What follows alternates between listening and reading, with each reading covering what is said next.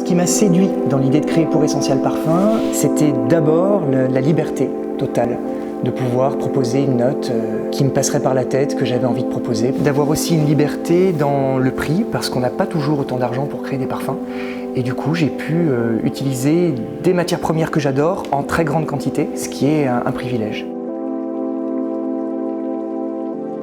J'ai immédiatement eu envie de travailler autour de l'Akigala Wood, qui est un bois exclusif à Givaudan. L'Akigala Wood est en fait un produit qu'on obtient en découpant le patchouli. On a utilisé un patchouli d'Indonésie Sustainable et on l'a zoomé. On a pris une seule partie de ce patchouli, une partie qu'on n'utilise pas d'habitude. C'est ce qu'on appelle de l'upcycling. Et pour la première fois, on a donné vie à ce produit, on l'a valorisé et on s'est rendu compte qu'il avait une odeur incroyable. De bois, de vétiver, de poivre noir. L'Akigala Wood est extrêmement puissant. Il a un pouvoir de diffusion incroyable et j'avais très envie de créer mon parfum autour de l'Akigala Wood.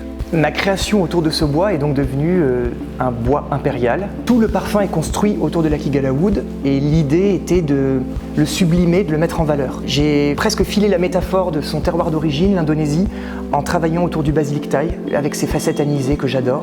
C'est très frais, il y a une vraie addiction dans cette note-là. J'ai aussi travaillé sur un poivre du Timout qui est pétillant, qui a des facettes pamplemousse rose.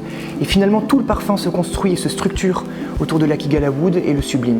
3 mots pour définir bois impérial: sensuel, boisé évidemment, et frais. S'il fallait peindre bois impérial, j'irais sur la verticalité, de grandes lignes verticales à l'encre noire et plein de taches éparses pour symboliser la pétillance et la fraîcheur du parfum.